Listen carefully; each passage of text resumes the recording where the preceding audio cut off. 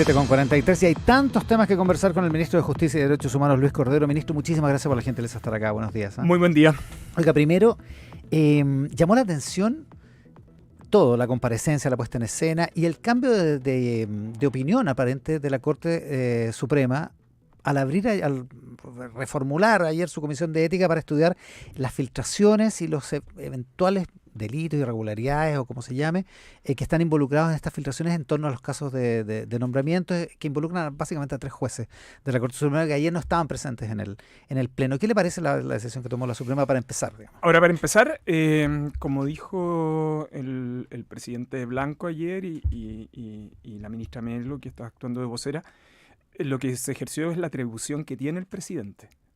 El auto acordado que regula la Comisión de Ética del año 2007, ¿ya?, que es un auto acordado que se dictó después, quizás después lo podemos conversar, de la remoción del año 2001 del ministro Luis Correa Bulo, que es una remoción que tomó la Corte Suprema previa Comisión de Ética, en un contexto donde esa comisión no estaba regulada. Al ministro Correa Bulo lo echaron sus pares.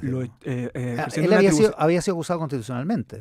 Acusación que luego había sido desechada, pero luego se instruyó un procedimiento, una comisión de ética, se le suspendió sus funciones.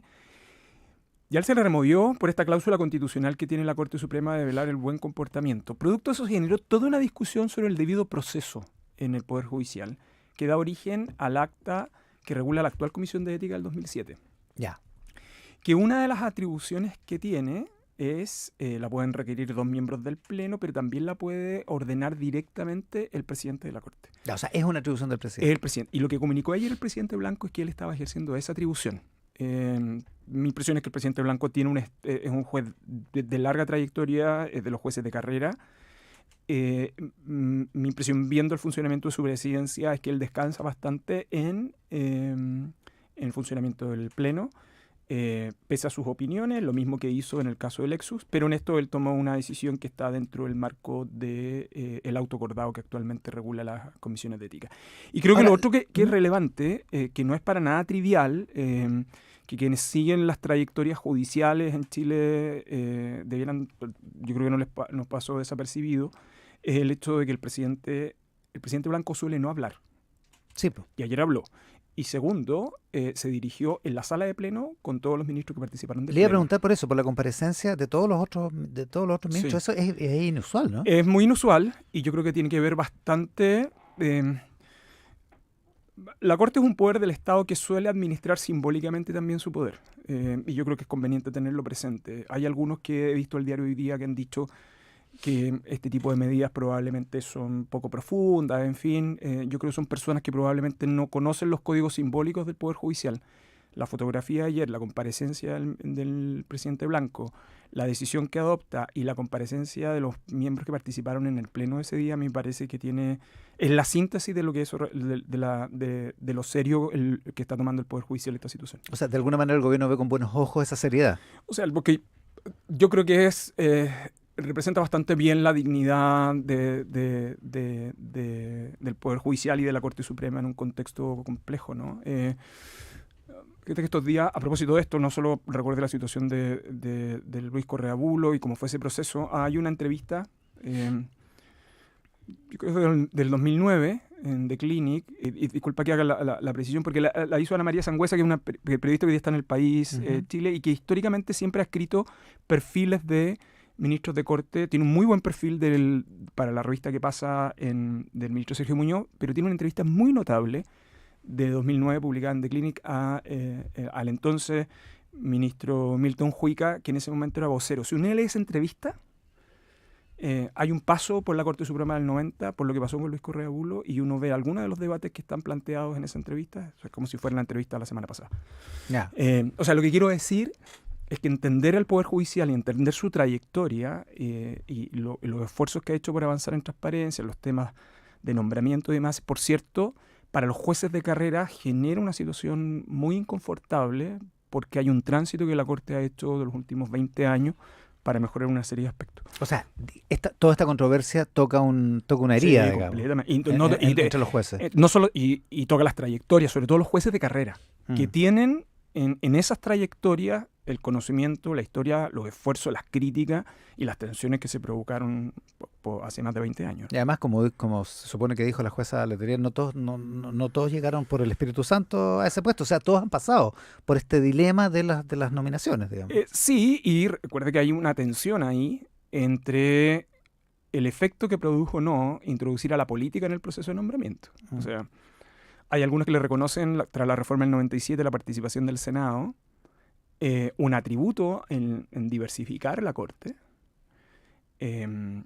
Hay otros, uno de ellos es el exministro Milton Juica, pero hay otros más, que dicen que el momento en que el Poder Judicial se complicó la situación, es decir, que comenzaron a producir relaciones impropias, es ese vínculo forzoso que provocó la participación del Senado con la política, en el fondo. Pero esos son como los dos enfoques que hay sobre este punto. Ahora, usted habló ayer con el presidente Sí. Blanco. Sí. Yo ayer tuve una reunión con él, me suelo reunir con él por distintos temas, pero yo lo fui a ver, entre otras cosas, por el acuerdo del Pleno la semana pasada, el extraordinario el miércoles, respecto a la convocatoria a los demás poderes públicos, el Ejecutivo... Esta mesa de trabajo. Esa mesa de trabajo, pero que en rigor, para ser bien preciso, el presidente ha transmitido que él lo que va a hacer es sistematizar toda la información que tiene el Poder Judicial. El Poder Judicial tiene un debate que comenzó el 2014, tiene distintos acuerdos, tiene las participaciones y sus intervenciones en los dos procesos constituyentes, y el presidente Blanco y el Pleno ha tomado la decisión de que esa sistematización se lleve al Pleno nuevamente y el Pleno tome la decisión respecto de cuáles son las propuestas que el Pleno considera que están vigentes. ¿Es legítimo que el Poder Judicial, que no es colegislador, no debe participar en eso, sino que solo tiene que aplicar las leyes, digamos, esa es su función, Sí. participe de alguna manera en esto? No, hay dos prevenciones ahí. La primera es que la Corte no ha pretendido, yo solo hablé ayer directamente con el presidente Blanco, hacer una etapa prelegislativa, sino que simplemente aportar su sistematización al Ejecutivo y a las ambas cámaras. Como cuando el Congreso le manda proyectos para que opine. Y esto, esto es por una razón muy simple. Yo creo que se ha malentendido lo que señalaba la Corte. Primero, porque la Corte suele no participar de procesos prelegislativos, porque a juicio de la Corte, esto es una doctrina histórica de la Suprema, la Constitución establece un marco específico de participación y de consulta obligatoria. Entonces los jueces suelen omitir participar de esos debates, o bien, por ejemplo, cuando son citados a determinado tipo de comisiones, evitan participar o hacer declaraciones porque consideran que esas son declaraciones que le corresponden al Pleno en el contexto de la tramitación legislativa. Entonces no es que la Corte Suprema esté convocando una mesa, sino que le va a entregar sus contribuciones, sus análisis al Ejecutivo y a ambas corporaciones para que los colegisladores tomen la decisión. Ahora, recuerde que en esto hay muchas iniciativas dando vuelta hace muchísimos años, no solo las de la administración del presidente Piñera, hasta la de los dos procesos constituyentes, la del comité de expertos, acá habrá habido otra de profesores de Derecho, hay unas que vienen de los 90, en fin. Sobre esto hay múltiples iniciativas que uno las puede sistematizar en 3, 4 grandes ideas. La primera tiene que ver en si es un consejo que tiene muchas competencias, solo nombramientos, cuánta es la participación que le corresponde a la política en esto, si está neutralizada, si no está neutralizada, cuánta es la participación que le corresponde a los jueces, si esos jueces eligen sus pares o simplemente es otro medio. Y además los procedimientos de selección. Entonces, y esto tampoco es bien contingente en la actualidad si uno mira los debates de los 10 últimos años. Por ejemplo, toda la ola conservadora de algunos países europeos, con lo que vivió Hungría, lo que vivió Polonia, uno de los focos de reforma fue el Poder Judicial para efectos de nombramiento. Hasta antes de los atentados de octubre del año pasado en Israel, el conflicto que tenía Netanyahu era esencialmente la reforma del Poder Judicial, la Corte Suprema en particular. Entonces, lo que quiero decir es que estos no son simplemente abstracciones que están ahí dando vueltas, sino que genuinamente suponen una controversia sobre la situación prevalente y cómo garantizar la independencia de un poder tan relevante como el Poder Judicial. Claro, porque en el fondo, en esos casos está el Estado de Derecho en juego. Lo que da la impresión es que lo que revelaría en estas filtraciones es que se trata de intereses más pedestres, digamos. No está el Estado de Derecho en juego, sino más bien cosas en un sentido. En el sentido mayúsculo, no está la independencia de los poderes ni la democracia en juego, sino que cuestiones mucho más pedestres, más miserables también. Pero también que distorsionan el rol del Poder Judicial potencialmente. Sin duda, claro. Y por eso la posición del Ejecutivo ha sido que al Poder Judicial hay que tratar de sacarlo de la mayor cantidad de nombramientos. De hecho, en esto, en Notarios Conservadores, que en otros momentos hemos conversado, la posición del Ejecutivo ha sido bien clara, y es sacar al Poder Judicial de ahí y llevarlo a alta dirección pública. Y las razones el Ejecutivo las dio en el Congreso, en el Senado en particular. En la Comisión de Constitución ya se aprobó eso, esperamos que el Senado también lo ratifique, pero el hecho de que usted tenga al Poder Judicial, a las Cortes de Apelación, a la Corte Suprema, participando en procesos de nombramiento, tiende a generar incentivos muy inadecuados, además de perder el foco de la atención, porque los incentivos de las intersecciones. Mire, tradicionalmente en la literatura de anticorrupción hay como 3 grandes intersecciones que uno tiene que mirar, la que se da entre el sector público y la política, entre el sector público y el sector económico, o la que se dan entre los 3.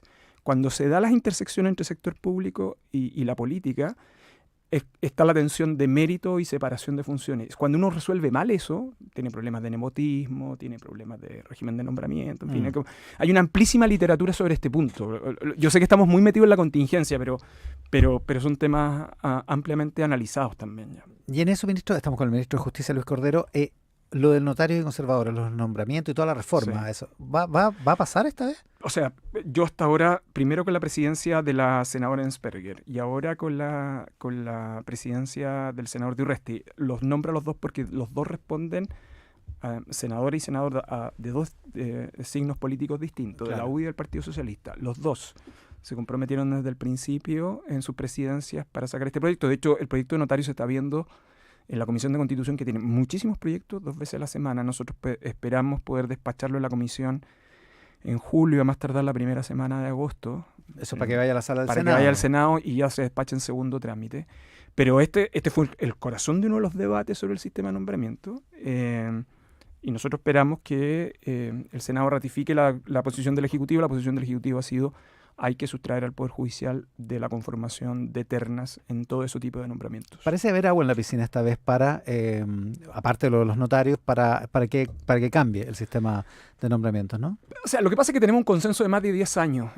El punto está en resolver la pregunta ¿y después qué? Y el después qué tiene que resolver varias preguntas. Y una de ellas es si la política está dispuesta a restringir su ámbito de intervención en los procesos de nombramiento.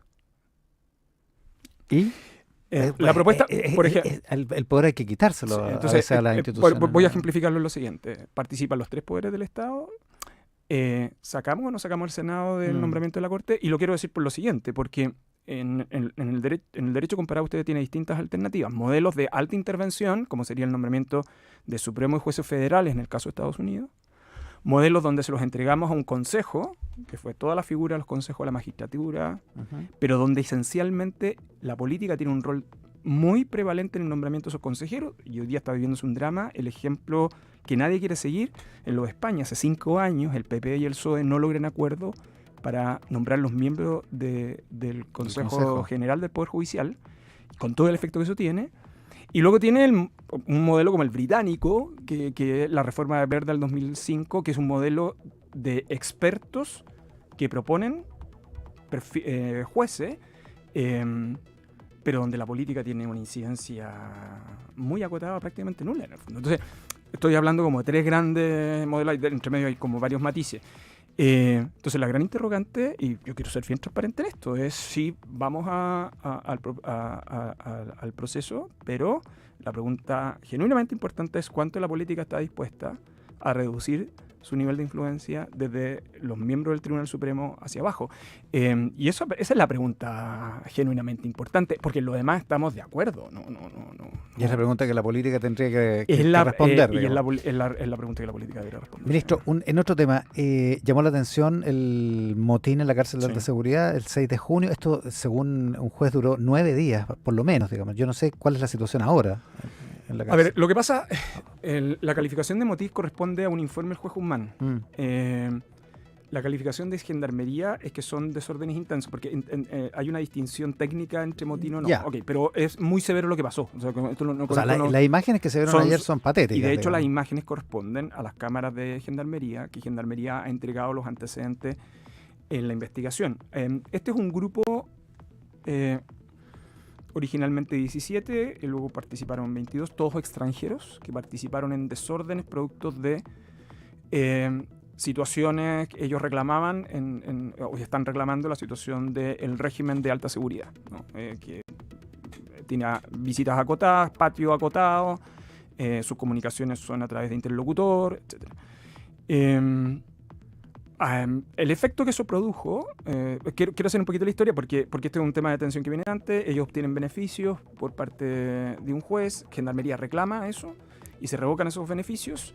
Luego, cuando se va a comenzar el juicio en Arica, Gendarmería se opone a los traslados por razones de seguridad.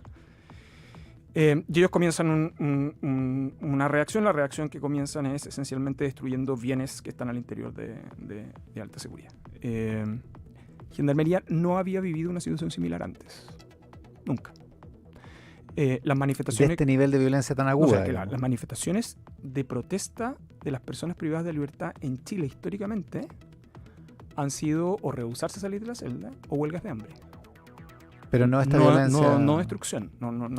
Gendarmería reclama que no tienen los equipos, el vestuario, los trajes, los medios para enfrentarse a otras cosas. Y las imágenes que se vieron ayer en la nota de Tele 13 por lo menos eran bien reveladoras. Eran gendarmes básicamente. Lo que pasa es que los gendarmes que intervinieron ahí, hoy día la situación ahí es completamente distinta. Por eso hay que ver bien las fechas en qué momento se produjo. Eso son las imágenes del 6 de junio. Del primer día. Sí. Luego intervienen los grupos especiales. De hecho, los grupos especiales están permanentemente ahí, que es el grupo que, entre otras cosas, ve los temas antimotines. Ahora, esto es una situación bien grave. Muy grave. Y el mensaje del Ejecutivo ha sido muy claro sobre este punto. Apoyar a Gendarmería en cada una de las acciones que ha tomado. Que Gendarmería informe a los tribunales. De hecho, se produjo un traslado de un grupo de personas, de 18 personas, que no participaron de los desórdenes, pero fueron trasladados a otros penales a módulos de máxima seguridad que hasta ahora ellos no han tenido ningún inconveniente. Son personas que no participaron de los desórdenes. Yeah. Y otros se han mantenido acá. Estas otras personas, aunque cueste creerlo, recurrieron de amparo sus abogados porque no tenían condiciones dignas al interior de los establecimientos. Entonces Gendarmería lo que dijo, mire, nadie se puede aprovechar de su propio dolo, usted no puede destruir la infraestructura para después decir que no tiene las condiciones para efecto del traslado. Hoy día la situación está controlada, es una situación... ¿No siguen los desórdenes?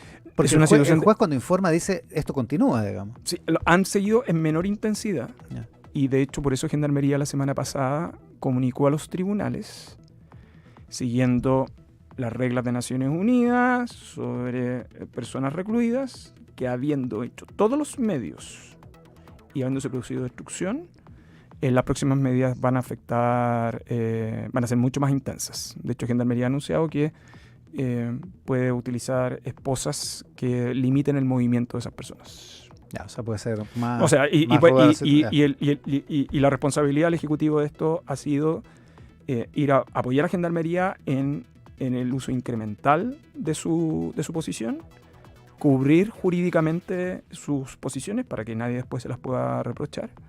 Y además de eso, de hecho, el Ejecutivo ha pedido a Gendarmería y a sus equipos legales ejercer las acciones probablemente de la Ley de Seguridad del Estado, específicamente porque hay una norma de destrucción de bienes esenciales. Mire, el gobierno y Gendarmería no va a negociar con delincuentes y les va a hacer aplicar todo el peso de la ley. En esto la coordinación con el Ministerio Público ha sido bien relevante. Y yo, un solo mensaje en este tema. Esta es una situación muy excepcional. No la habíamos vivido antes. Es tan relevante que yo creo que este es un momento en que el sistema político debiera estar apoyando a Gendarmería. Las críticas, las cuentas, lo demás debiera quedar para después. Entre otras cosas, porque las organizaciones criminales se nutren no solo de los negocios que realizan, no solo de la corrupción, sino que además de un sistema político dividido. Y para eso, no solo lo que yo digo, está ampliamente descrito también en la literatura. Y este es una situación especialmente compleja y grave, donde yo creo que la obligación del sistema político es apoyar a Gendarmería. ¿El gobierno apoya totalmente a Gendarmería? Completamente. ¿Y falta un nuevo pronunciamiento de otros poderes del Estado? No, yo diría que lo que hay es continuar con el proceso de modernización, también apoyar a Gendarmería en toda su política de tolerancia cero en materia anticorrupción, que es muy duro, porque en el fondo son personas que trabajan ahí, pero el uso de las denuncias y la investigación del equipo de inteligencia e investigación criminal en esto ha sido bien severo. No solo lo que ha pasado hasta ahora, sino que el resto de las investigaciones que están en curso va a ser lamentable porque afectan a funcionarios penitenciarios, pero no se puede admitir espacios de corrupción, especialmente en la gestión de las cárceles. Ministro, muchas gracias por la gentileza. El ministro de Justicia, Luis Cordero, en Mesa Central esta mañana. La pausa y volvemos con el Rat Pack.